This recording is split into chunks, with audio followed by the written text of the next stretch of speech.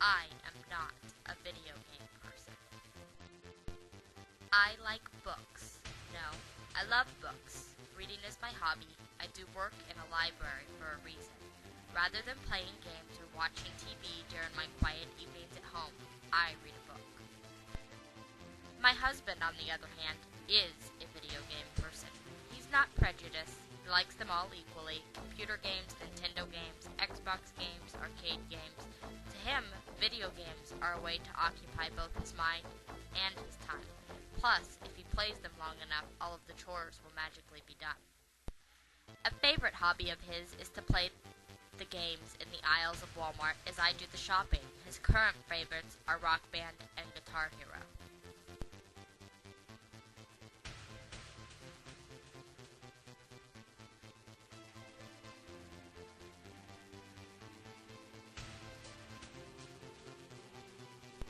Unfortunately, I am a total failure at video games. Despite my best efforts to learn to play games like Zelda and Mario Party, I just don't seem to have the type of brain that comprehends how to play the games.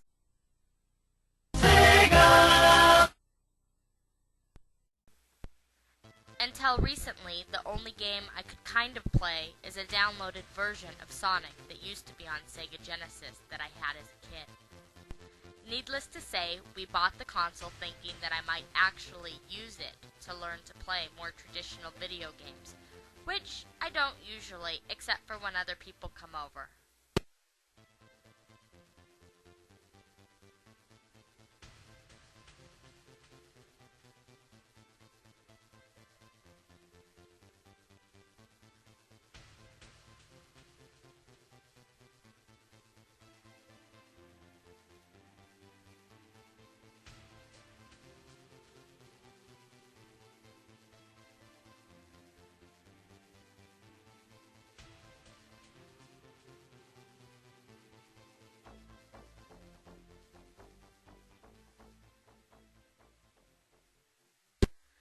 Learning to play this game has been a challenge. The maps don't look complicated, but it's almost always harder than it looks. I have one word of advice: always wear socks. When you don't wear socks, your feet stick to the mats, and then they don't move as well or as quickly. I started trying to learn to play the game with my husband, the video game freak. He was amazingly successful. Quite obviously, I felt inadequate trying to play such a challenging game with a game genius when I never played video games. I kept mixing up my rights with my lefts, my forwards with the backwards, and that was on just the beginning level. You could only imagine how much harder this game can get to a rhythm and directional and video game challenged person. Determined to learn how to play, I sent my husband away because with his natural grace, rhythm, and ability to play video games, I felt very discouraged to have him around.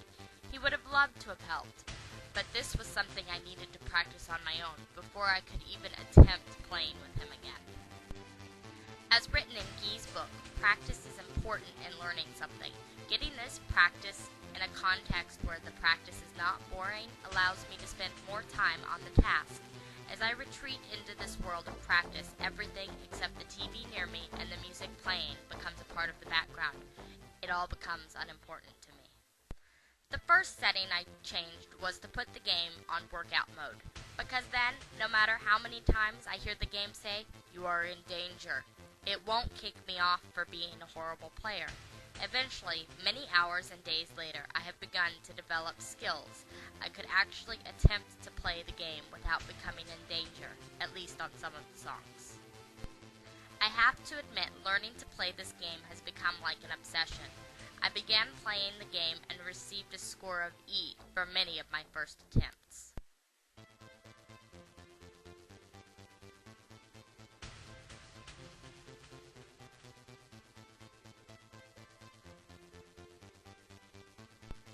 The other day I actually managed to score a C, but the C was on the level that the song narrates right and left as the person moves, so it doesn't really count. Imagine my surprise. I've managed to increase on my beginning skill level from an E to a C. Now, feeling once more confident in my newly acquired game-playing abilities, I invited my husband to try and play with me. He still did better, but at least I held my own, only scoring about 10,000 points behind him. Then he tried to change the level from beginner to basic. How am I going to do this, was my first thought. As I first protested, saying I needed to practice some more. At his insistence, we began to play. Except at this level, we didn't just play with our feet. We had to use our right and left hands, along with the Wiimote and the nunchuck. This made the game even more difficult. But it wasn't just me who got an E on the basic level. Now we'll both have to practice in order to